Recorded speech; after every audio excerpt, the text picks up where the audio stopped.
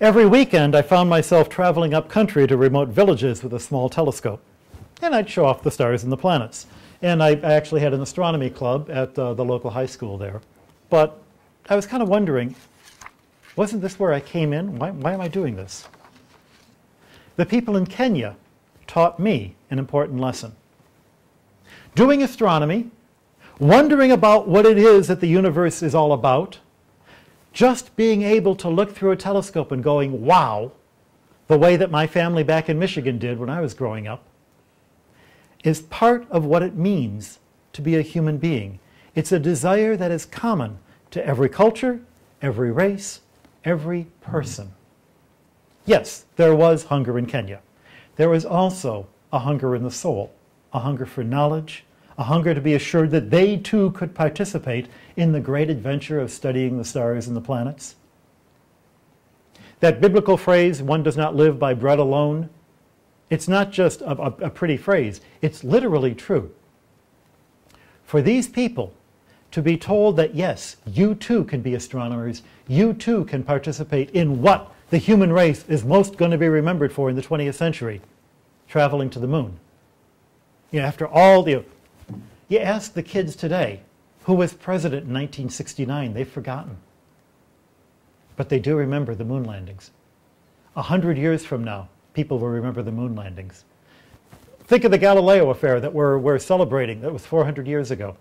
Everybody knows about Galileo. What you know may be a little complicated or mythological, but you know about Galileo. You know we got in trouble with the Pope? Anybody here know the name of that Pope? There is a great historical theory that says Galileo's problems arose because of the 30 Years' War. Anybody remember who fought the 30 Years' War? What countries were involved?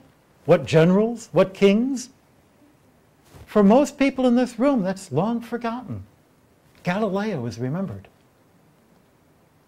To be able to say that, yes, I took part in the adventure that the human race can be proud of in our generation, is something that every human being wants to be able to say. To deny that to somebody because they were born in the wrong continent, born in the wrong socioeconomic group, born at the wrong time, is to deny them their humanity. Now, the point of what I'm saying here, it's been a very short paper. I really don't have a lot of profound things to say. And I don't pretend that I'm going to propose any answers or any formula to come up with answers for any of the issues I've raised. I'm presenting them simply as case studies that you can think about yourself. We can discuss, and during the question and answer, people here who have classes in ethics, you can go back and say, what about this? In a whole lot of these cases, I would say in most of them, there is no simple answer. Local circumstances can shift the ethical balance in one direction or another. And I think it's kind of curious that you can see a pattern of the ethical issues that stays the same from one field of science to another. The question of researching meteorites that are gathered illegally is essentially the same question, though with a whole lot lower stakes, than the question of doing biological research on stem cells. The question of enacting and enforcing anti-light pollution ordinances is similar to the question, again with lower stakes, of enforcing mandatory vaccinations. My intent has merely been to remind ourselves that every scientific action has a moral dimension that cannot be ignored, and that also includes the decision not to act. The choices aren't easy. We inevitably will make mistakes. I mean, that's why the Catholic Church has penance, so you can go and try over again. But I do know one thing. To refuse to face the choices will always be a mistake. Thank you very much.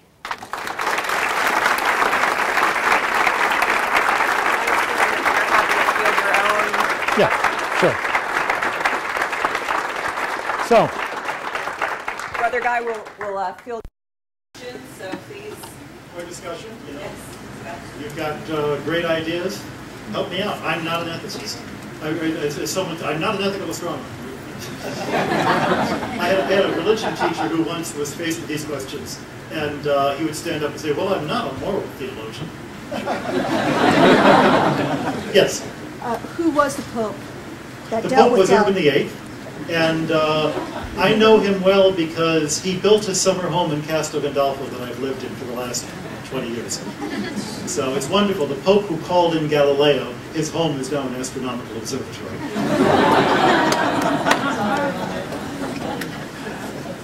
Any other questions? Yes?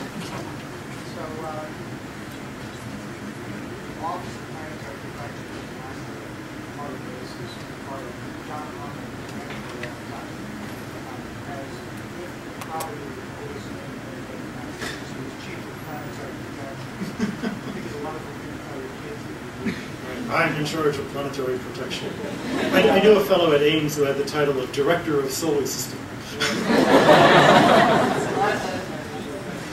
You once done a good job of both to protect us from any pathogens that might be on other planets that come back, but also protect those planets from it. Again, you said to me, we protect other planets' ecosystems. It really struck me as fun because I never thought of a lifeless planet as having an ecosystem that he did. Yes. It brought up the question of whether or not designing life absolves us of the ethical responsibility to continue to put in the planet. And I see that from a scientific point of view as well. I'm interested in how the planets were formed. I want to know, I want to be able to study the planets as they are, not the planets as they are after we've trashed them. And it's a serious problem because you, as we know from quantum physics, but we also know from a practical point of view, you cannot study something without altering it.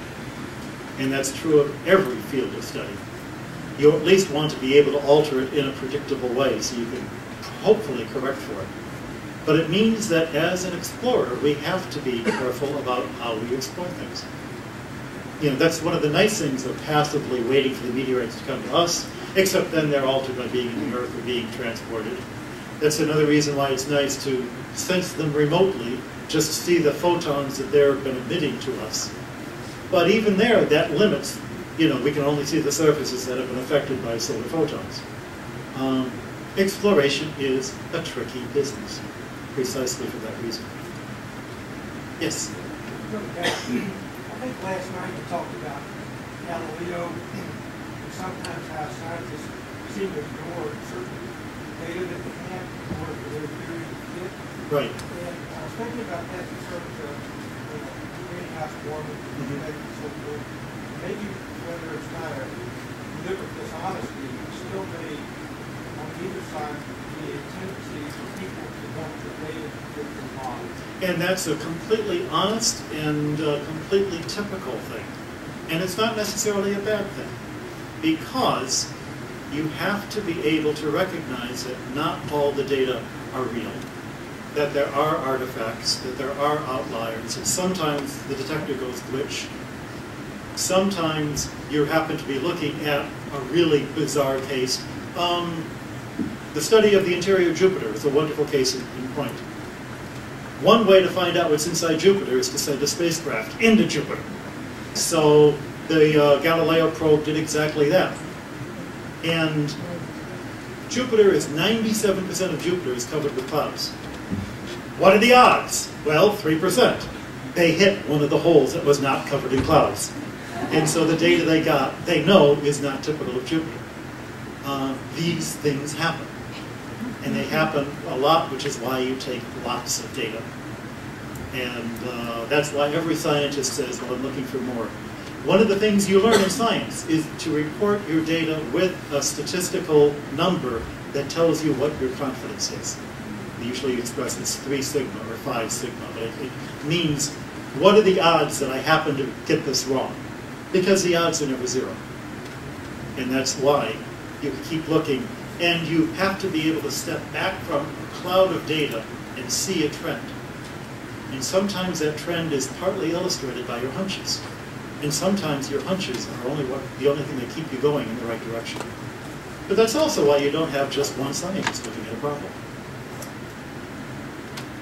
I'll give you another example of the sociological effect of science, going back to that Mars rock.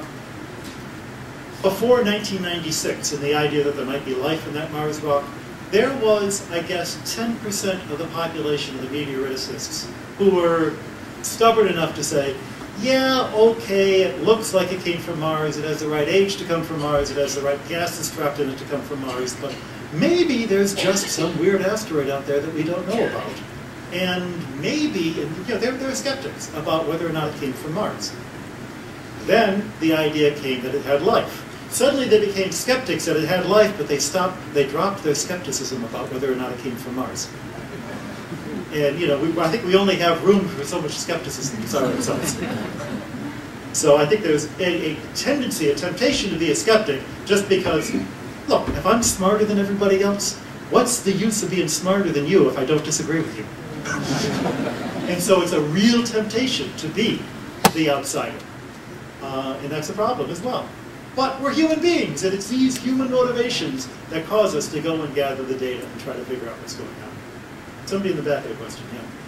It is about the Martian rock. I was wondering if the conclusion is that there are organic things, chemicals on those rocks, and if they really do believe those were from life forms, and instead of just random chemicals.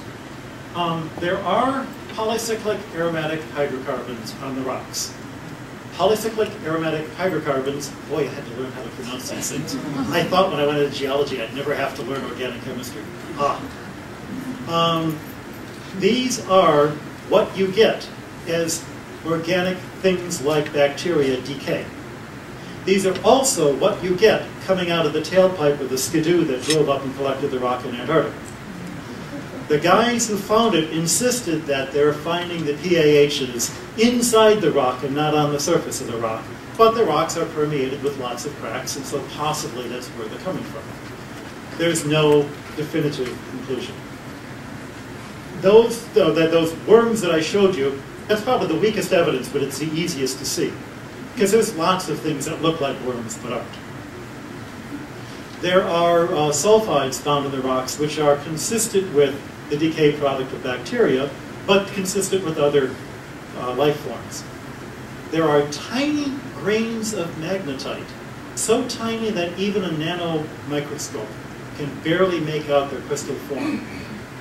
But they look to be of the kind of crystal shape and the kind of ultra purity that you only see in Earth in magnetite crystals made by bacteria. But there are other people who dispute that result. That's the last really good argument, I think, standing for why they might be organic. The fact is, the majority of the people in the field are skeptical, but there's a small minority who are still pushing the problem, pushing it forward and saying maybe they are organic. So it's still somewhat of an open question. The rate at which it's growing up is much faster than we've seen in previous recording. Yeah, there are arguments back and forth. I'm not going to get into the whole global warming. But my argument is that there are honest people on both sides of the issue. Knowing the data that I've seen and knowing what I know of planetary science, my leaning is to the idea that global warming is occurring, that it's more than just what would be a natural fluctuation, and that, as I said, I hope it's something human beings did because at least we can do something about that. And most of the things that they're saying we should do are things we probably should be doing anyway. So that seems to be a safe thing. Unfortunately, it's been tied up into politics. It's been tied up into my party says this, your party says that. His politician said one thing, the other politician wants to say the opposite. And of course, anybody who disagrees with me is a terrible fool, and anybody who agrees with me is a wonderful person, unless he's also a terrible fool, and then I'm embarrassed because he agrees with me. It has been taken out of the realm of the simple science. And the trouble is that there is never going to be scientific certainty. Disconnecting it to the meteorites, though, wouldn't an impact, because that's come out that they think that's a lot more frequent, right? Wouldn't an impact create a lot more sudden climate change and temperature change and problems? Well, there hasn't been that kind of impact, so that wouldn't affect what we're seeing. Certainly, we should be, worried about impacts. But here's a classic problem in terms of statistics. The odds of a major impact wiping out thousands of people are such that probably it happens once in 10,000 years. The odds of a globally destroying impact, like the one that killed the dinosaurs, once every 100 million years. The odds are really, really small, but amortized per year, it's similar to the odds of being struck by lightning in terms of how many people deaths per year. It's a very low probability event with a very, very high risk factor if it should happen. Is it worth spending resources worrying about it, or should we just go out and tell people to wear their seatbelts and stop smoking, which would have a whole lot more immediate effect? Or why does it have to be one or the other? What is the appropriate level at which we should be worried about each of these different possible global risks? All of which are changing as more and more of the Earth is being covered by human populations. It's a non-trivial question. I'll just leave it at that. Yes?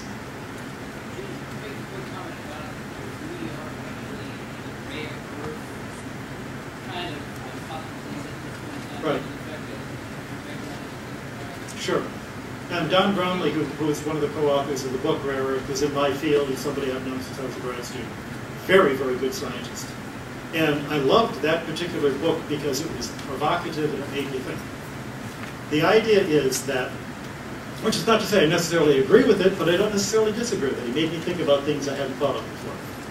The hypothesis is this, that it could well be, given what we know about how life originated, that the Earth is quite unique, if that is not a neologism. It is a unique place because of a large number of unlikely events that made life on Earth possible.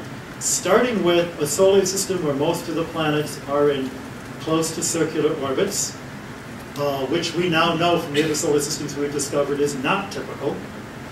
That there is a planet that happens to be at the right distance from the sun so that water is stable in liquid, solid, and gas forms. We know that that's not typical. That the Earth's orientation of its axis has been stable over a long time because it happens to have a large moon, which we know is very unusual. The Earth is the only planet in our solar system that has such a large moon compared to its own size. That the amount of impact from the asteroid belt was controlled by Jupiter so that they all came early on. The asteroid belt was cleared out, so we haven't been constantly bombarded with life-ending impacts on Earth. All of these unlikely events mean that, yeah, the fact that we're here, the odds could be surely minuscule that other solar systems would have life and that we could be one of the few, if not the only planet in our galaxy that has life on it. And we don't know, because we haven't found life anywhere else yet. We don't even know if the beginnings of life is something that only happens on one planet, or if it happens everywhere where life could even conceivably be possible. Not only Mars, but say also the oceans of Europa, which was a crackpot theory proposed by a 21-year-old kid in 1975. Me. It's in my master's thesis. I proposed it for all the wrong reasons. All my models are wrong, but my idea is still in print, so I can, claim credit for that. It's a wonderfully provocative hypothesis, and it cannot be proved or disproved until we find life elsewhere. And the absence of finding life elsewhere doesn't prove or disprove.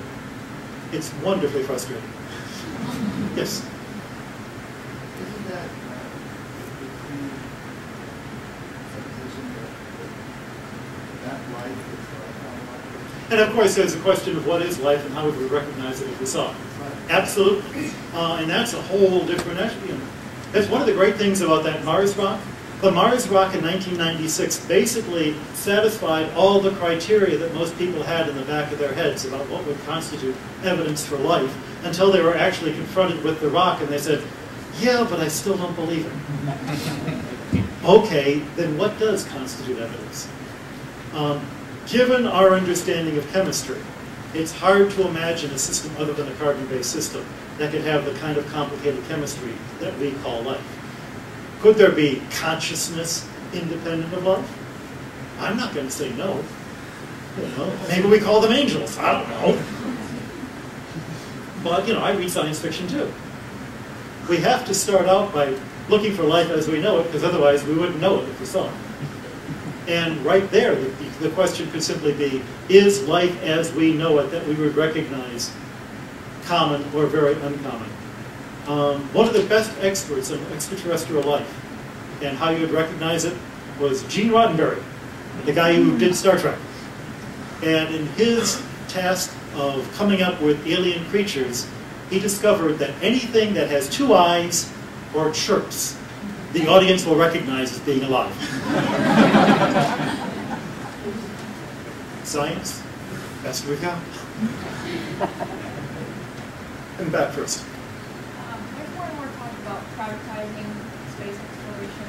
Obviously, there's some ethical dilemmas with that. Yes. Do you think that's something that's going to happen in the future, and as scientists look forward to that because it increases the speed we can space? Right.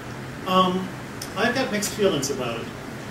On the one hand, I think it's great that there are private companies getting into the space business, because the more people doing the task, the more likely that somebody's going to come up with an answer that works. It's the software people say, many eyes make all bugs shallow, which is a mixture of like 12 metaphors that don't make any sense. But then that's why they're in software and not English majors. On the other hand, I ask everybody, you know, I come to science fiction conventions where everybody's space mad, but a lot of them are libertarian types, and they think, you know, get the NASA out of the space business, let private companies do it. And I say, how many people here work for a private company? Would you want to ride in a spaceship that your company is responsible for building? You know, because every company is built by, you know, run by Dilbert's pointy-haired boss. We know that. So is NASA, for that matter. And, you know, there's a few bishops who kind of fall into that category as well. It's the nature of the human beast. And as a friend of mine who is in management points out, everybody sees themselves as Dilbert. Nobody ever sees themselves as the pointy-haired boss. And yet, there we are. I think that the cancellation of the constellation in Aries by NASA was probably necessary. It was a really bitter pill to swallow. But it was a program that was not going well. And one thing I've learned from seeing NASA programs over the years is that generally you only get one shot, and if you don't do it right, you don't get a second chance, just politically. So since that wasn't going right, it was probably time to hit the reset button. But where you go from there, I sure want to get back to the moon. That plan wasn't going to get us to the moon.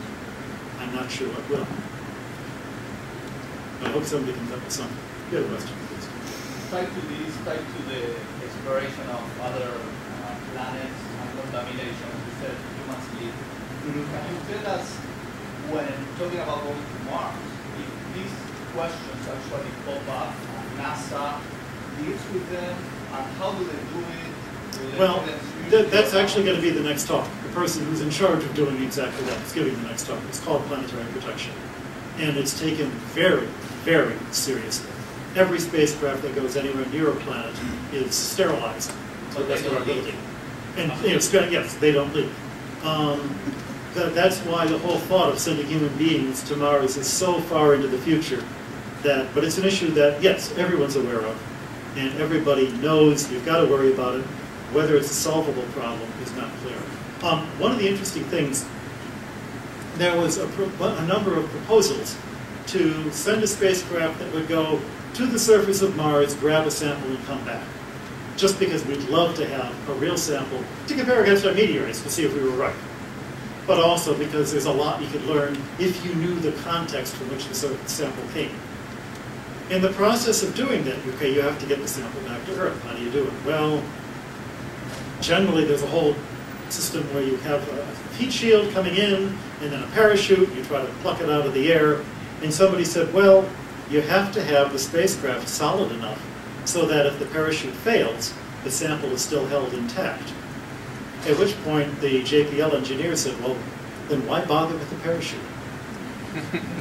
So the return sample containers generally are designed to survive hitting the Earth without breaking open.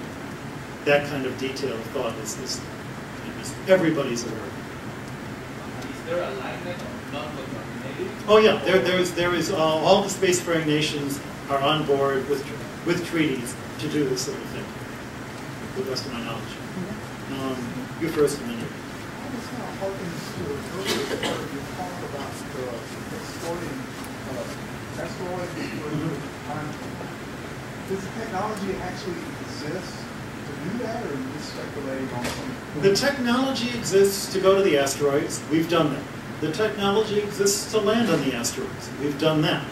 The technology exists to pick up a sample and return it. The Japanese have a spacecraft that's in the process of doing that. But what they are returning are a few micrograms. What doesn't happen so far is a big robot that can bring tons of the stuff back to Earth. But that is obviously within the possibility of the technology that we have now or could conceivably build in the next 10 years if we wanted to.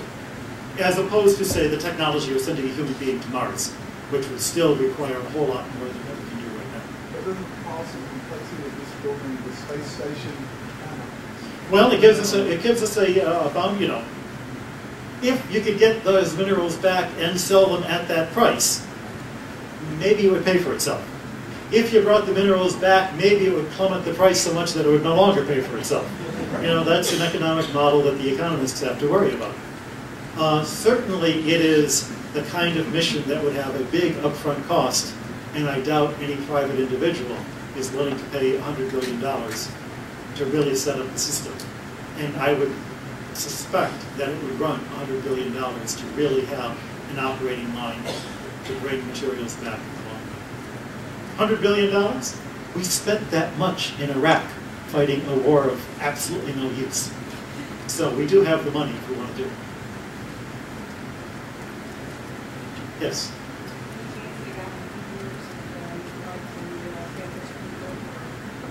In fact, yes. We have an Insta-type meteorite that was picked up by the Apollo astronauts. And it's called, the name of the lunar landing site, I forget the name, Apollo 15 site. It's a known type of meteorite. Yeah. Oh, well, they were, and it's been held and measured very carefully, and the moon rocks are held under nitrogen, under very special, very clean conditions. So they were careful about that. Not that we know of any from Mars, no. Right. Well, the trouble is Martian meteorites aren't red. It's very confusing. They're actually green, oddly enough, but that's a whole different story. A couple more questions, and it's getting, well, I guess we can hang out till 9 o'clock. Is that a good, so yeah, we've got about 10 minutes, sure. I was actually wondering, honestly, we did making stuff happen, and actually just not real. Right. How concerned are people in general about contaminating such a sterile surface as and just eliminating its natural state? Well, there's certain levels of contamination that we left footprints in. We left flags in. All of that equipment was sterilized. Anything that leaves planet Earth and is likely to be touching another planetary surface is sterilized. Is the sterilization perfect? We can argue that. You may have heard about a camera that was brought back from the Surveyor lander that the urban legend had Earth bacteria that lived for several years inside the camera, and they found it when they brought it back to Earth. Turns out they actually did a very careful history of that camera. They're pretty sure that the bacteria got put in the camera after it was back on Earth in the lab in Houston. They try to do the right thing, they're never perfect at it. And that's always a concern. One of the, you may have heard in the last year that they discovered traces of water vapor in moon rocks based on the spectra of the rocks seen on the moon by the Indian spacecraft. When they then compared those to the spectra of Apollo samples taken in Houston, they found exactly the same absorption feature. And they said, you guys should have noticed this 30 years ago, 40 years ago. How come you never saw the water vapor spectra And they said, yeah, but we were taking these spectra in Houston. Of course there was going to be water up there. So it's hard to tell sometimes whether the stuff comes from the moon or from contamination in the lab, in spite of your best efforts. Because you work really hard, but you can't do it perfectly. There first. I've actually never met someone who's a scientist and also very close to the type of the church. So I'm wondering what it's like working at the Vatican Observatory if there are other conflicts with science. Sure. You actually probably have met lots of people who are deeply religious and scientists. It's just that in the culture of science, it's not a thing you talk about. Any more than you necessarily want to know the sex lives of the people in the world. It's very private. There's politics, religion, and sex. So the three things I always learned you didn't bring up in polite society. And maybe it's different in the South, I don't know. But I was always religious before I became a scientist. Before I became a scientist, I was religious as a kid. I didn't have some big, light-flashing conversion to Damascus. I was always interested in science as a kid. The nuns taught me evolution, so I never grew up with any idea that there was a conflict. But when I became a Jesuit, it was like coming out of the closet, oh my gosh, he goes to church. And I was worried about the effects that this would have on friends of mine. One of the funniest was there's this real hard-bitten meteorite scientist at a certain university up north who was just the kind of guy that if he saw a flaw in your argument, he'd get you. And boy, he'd get you good.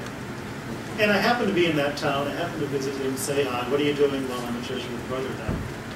And I could feel the temperature of the room drop. And I thought, okay, well, I was expecting this to happen. And we chatted a little bit more, and I was making my polite excuses to leave. And he suddenly stopped and he said, were you always Catholic? And I go, well, yeah, I've got an Italian dad, an Irish mom, comes with the territory. Suddenly he was really friendly again. And a few minutes later he says, you've got to come to my synagogue. And it suddenly hit me. I've got curly hair and a beard. He thought I was a Jew. It was not that he was anti-religion, but that he was so pro his religion that he was offended to think that I had become an apostate. And as soon as he realized I hadn't, this was great. The weird thing that happened to me over and over again was that people who I had known for years in my field started coming to me and telling me about the churches they belonged to. And it's every religion you could imagine. Protestant, Catholic, Jewish, Muslim, Baha'i, they're all represented in the sciences, generally in the same proportions that you find in the culture in general. 50% of the scientists and astronomers I know personally in America probably identify themselves with one church or another. About 10% in Britain. And I think that's typical of the population of America versus the population of Britain. I've never encountered, nor do I ever expect or can conceive of a place where there would be a conflict. Partly because I know my science well enough to know not to trust it 100%, and I know my religion well enough to know that I don't trust my understanding of my religion 100%. So that, to think of it this way, what is science? Science is not a big book of facts. That's what you learned when you were 11, because what can they teach you when you're 11?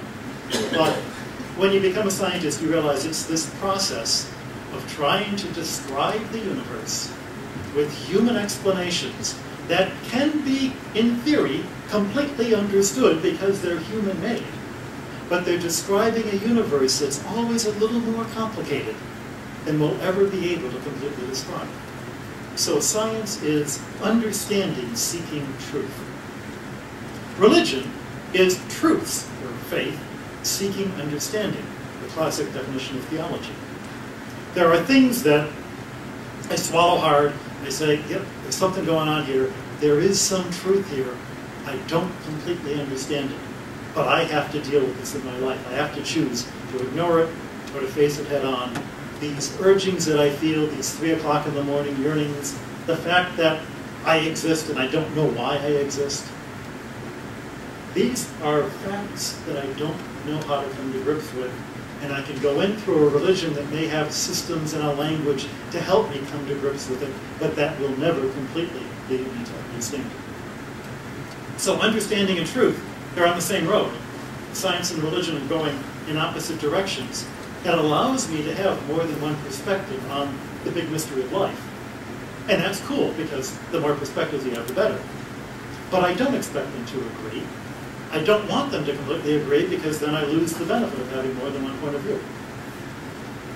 There are some places where people see a conflict that I know there aren't. The Genesis story of creation versus the Big Bang Theory.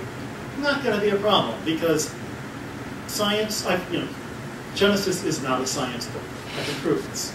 I've written a science book. Trust me, it's no Bible.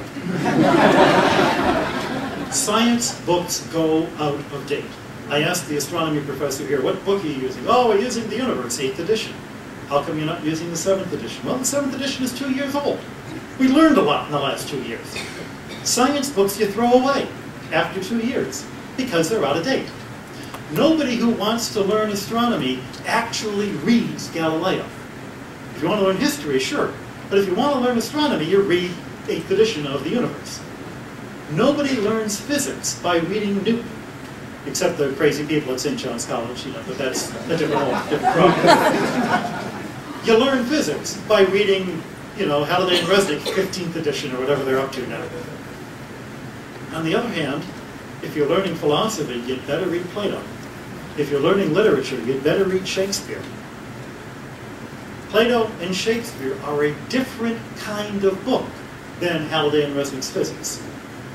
To say the Bible is a science book is to say that it's a book that you're going to throw away after 2 years because it'll be obsolete.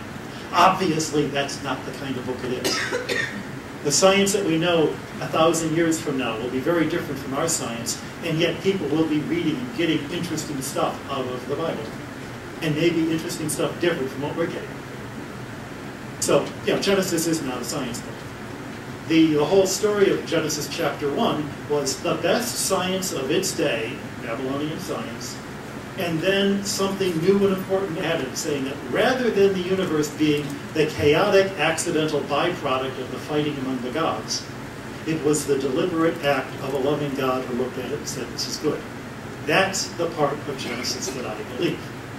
Genesis chapter 2 is a totally different creation story, with, even things in different order, but the same message. There is a loving God who's deeply involved in this universe and cares about what's going on. The creation bits that you find in the book of Maccabees are completely different from what we see in Genesis, except for that same message. The universe is the responsibility of a God who was there and created out of nothing, deliberately. That's the part of Genesis that I believe, and my science tells me how it works. There's, however, other things where, I can see a conflict.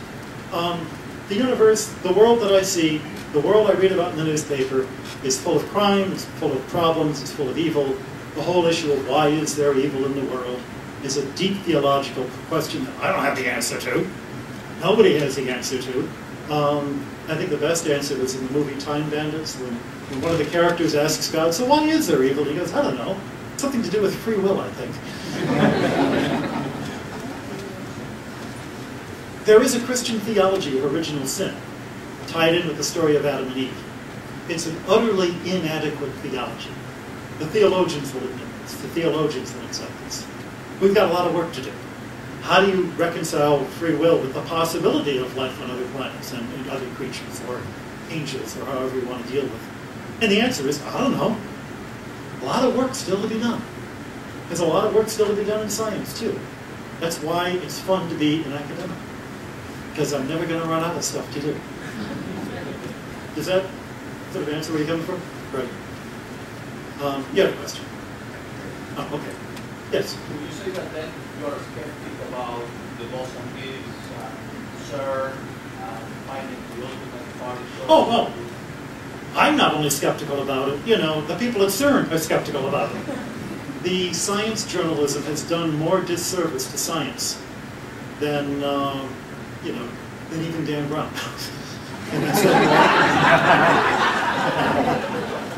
And I'm saying that as a journalist. I used to be a journalist. I know how hard good journalism is.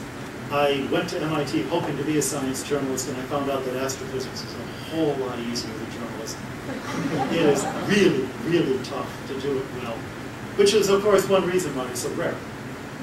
And the science journalists do try to do a good job of it. Often it's their editors who dress it up with fancy headlines and snap, because they think that's what the public wants. And so that's all the public ever sees. They don't really know what the public doesn't.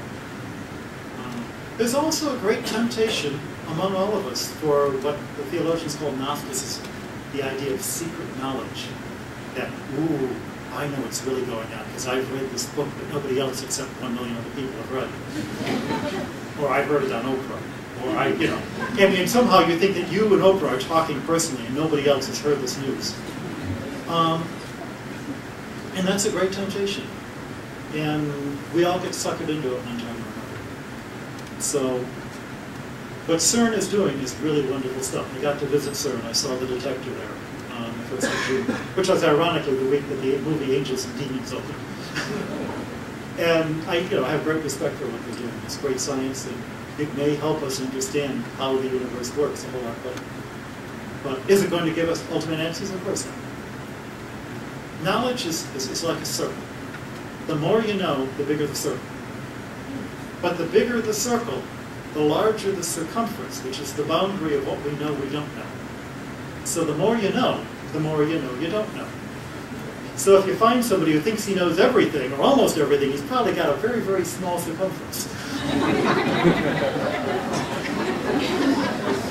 We should probably wrap it up. Thank you a whole lot, everybody.